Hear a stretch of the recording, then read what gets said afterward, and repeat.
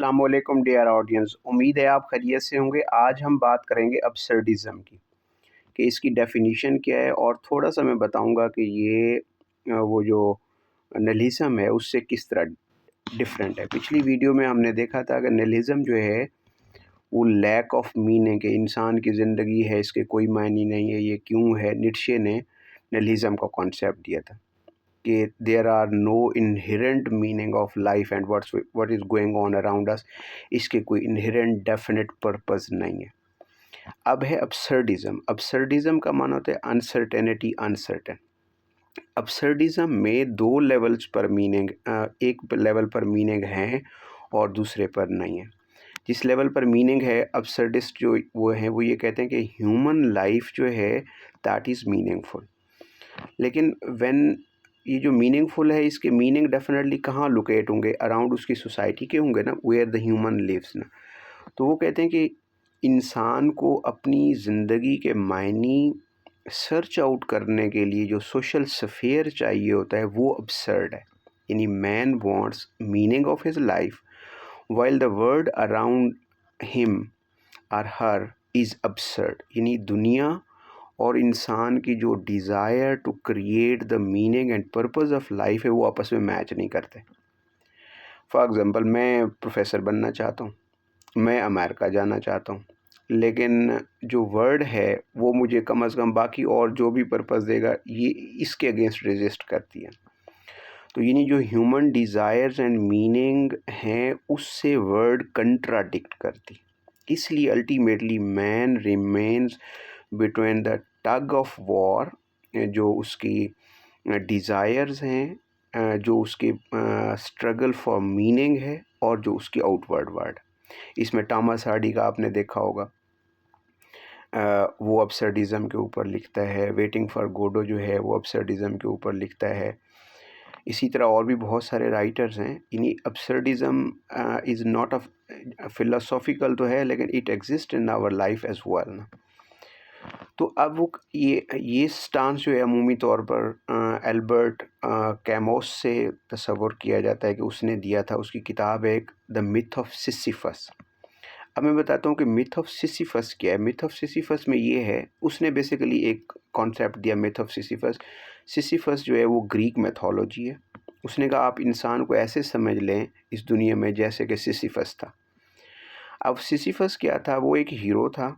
उसे गॉड्स ने पनिश किया, इंटरनली पनिश किया कि आपने हमेशा से एक पत्थर होगा बड़ा बिल्डोज टाइप का, भाई इसे आपने भाई एक बड़े पहाड़ की चोटी पर ले जाना है। तो वो सारा दिन सुबह उठता है, कोशिश करता है, उसे घसीटता रहता है, घसीटता रहता है, घसीटता रहता है और उसे अल्टीमेटली पहाड़ की चोटी पर ले जाता है। और यूं ही वो उस पहाड़ की चोटी पर पहुंचता है, वो पत्थर वापस गिर पड़ता है। तो वो रात हो जाती है, वो अगले दिन फिर दोबारा उठता है, दोबारा वही कोशिश करता है। तो वो कहते हैं कि जब सिसिफस को बिल्कुल उसका टाइम मंजिल आती है, तब जो है चीज़ें एडवर्स हो जाती हैं। इसी तरह इंसान की ज़िंदगी अगर देखा जाए, इंसान कोशिश करता है अपने लिए, बच्चों के लिए।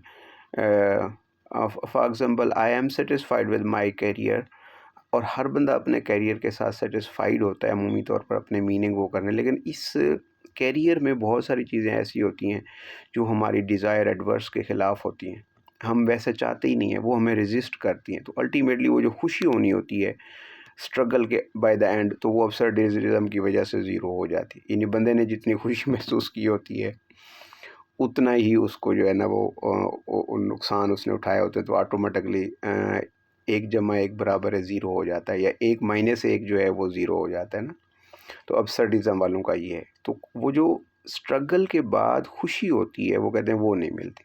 इसी तरह इंसान सारी ज़िंदगी गुजार देता है कोशिश करते करते, मेरे हालात ठीक हो जाएं, मेरे बच्चों के हालात ठीक हो जाएं, और बाय द एंड जो है ना उसे मरना पड़ता है।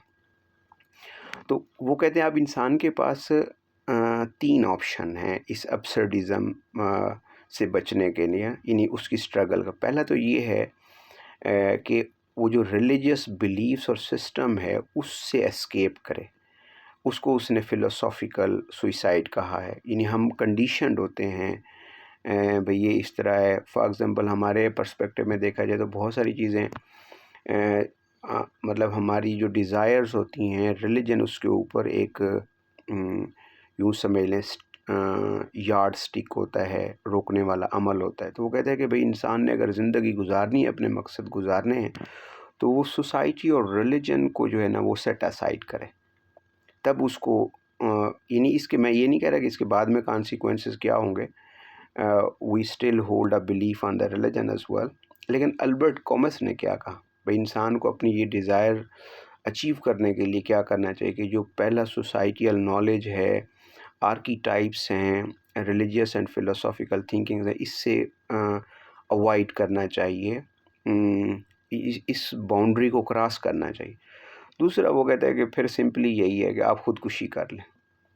वो ये उस फिज़िकल डेथ है उसकी, कि इंसान के पास 3 ऑप्शन है, या रिलीजन को डिनाई कर दे, या फिर फिज़िकली सुसाइड करके ना होगा और ना किसी किस्म की टेंशन होगी। तीसरा ये है कि रिवोल्ट करे, कॉन्शियस डिसीजन करे टू लिव ऑथेंटिकली ना, कि अपनी जो ज़िंदगी के मायने हैं उनको ट्रेस करे, और ये जो meaning, search of the meaning और मीनिंगलेस के दरमियान, absurd word is absurd and the meaningless, so इसके दरमियान अपना नॉलेज क्रिएट करे और live authentically with his own meaning. तो यहाँ पे ये थोड़ा सा जैसे स्ट्रगल का कॉन्सेप्ट भी है यहाँ पे, कि अगरचे वर्ड absurd है, लेकिन इंसान को कोशिश करनी चाहिए अपने अल्टीमेट मीनिंग क्रिएट करने चाहिए। He should not disappear, he should live his own word. तो ये इसका बेसिकली वो है मुख्तसर सा तारुफ और इसका स्टांस ना। अब हम देखते हैं कि लेटर ऑन मैं तीनों मूवमेंट्स, चारों मूवमेंट्स का सेपरेटली वो करूँगा कि क्या क्या डिफरेंस है, लेकिन अब हम ये देखते हैं कि निहिलिज्म जो है वो नथिंगनेस ऑफ द मीनिंग पर था, कि there is no meaning of the human existence and of this world as well. जबकि ये absurdism कहता है कि देयर आर द मीनिंग, और in the struggle to search for one's own meaning, the word जो है या उसका हमारे बहुत सारा समाज होता है that contradicts against our desire of getting meaning. So man constantly remains in a struggle or a tug of war between his creation of the meaning and the absurd word around him. ये इसका conclusion है। Myth of Sisyphus इसमें important है, उसको as a symbol उसने use किया है, और इसका जो राइटर है जो या जिसने इसको प्रोपोगेट किया वो एल्बर्ट कॉमस है। कैमो भी पढ़ते हैं इसे, एल्बर्ट कैमस भी पढ़ते हैं। और ये जिन लिटरी वर्क्स में रिप्रेजेंट हुआ है, टॉमस हार्डी ने इसे रिप्रेजेंट किया है। इवन अगर आप इसे अप्लाई करेंगे ना, हैमलेट के ऊपर भी आप देख सकते हैं। अब देखो, Hamlet wants to be the king, he wants his father to be alive, he does not want that his mother should married with a third man definitely, लेकिन उसे सारा सब कुछ करना पड़ा। यानी Hamlet die for the creation of his meaning with the word absurd around him ना। उसके जब हैमलेट देखता है, सारी सिचुएशंस देखता है, तो पूरे हैमलेट में भी absurdism है। ये नहीं है कि मतलब वो नहीं कर सकता। इसी तरह आप बहुत सारे और लिटरी वर्क्स में भी absurdism की, ये बेसिकली फ़िलोसफिकल मूवमेंट है, तो आप इसे किसी भी वर्क के ऊपर अप्लाई कर सकते हैं। फॉर एग्ज़ाम्पल, अब फेमिनिज़म की मूवमेंट जो है वो 18th और 19th सेंचुरी में इवॉल्व हुई है, तो लेकिन आप शेक्सपियर के ऊपर भी तो फेमिनिज़म अप्लाई करते हैं ना। तो इसलिए शेक्सपियर में भी शेक्सपियर के कैरेक्टर्स भी जो है वो absurdity का शिकार होते हैं। absurdity is basically a natural phenomena. ये कोई ऐसी चीज़ नहीं है कि मतलब ये भाई वेस्ट में होती होगी या ईस्ट में होती होगी, या मतलब ये सिर्फ रिलीजियस कॉन्टेक्स्ट में होगा। सियासी हवाले से आप देख लें, समाजी हवाले से देख लें। हमारे कई दोस्त हैं जो हमारे कंट्री का पॉलिटिकल सिस्टम है वो उनकी डिज़ायर के ख़िलाफ़, वो ये चाहते ही नहीं है, तो वो अदरवाइज़ हुआ है। इसी तरह मतलब हम पैसा कमाना चाहते हैं, हम खुश रहना चाहते हैं, वो हम बंदा जो है पैसा लेके फिर रहा होता है, चोर डाकू आता है लेके चला जाता है। तो ये इस तरह कंसिस्टेंटली स्ट्रगल है between the meaning and the absurd word. उम्मीद है अगर आपको समझ आ गई होगी। अगर आपकी कोई इसमें कन्फ्यूजन है तो आप मुझसे क्वेश्चन पूछ सकते हैं। I would be happily to answer those question. Good bye.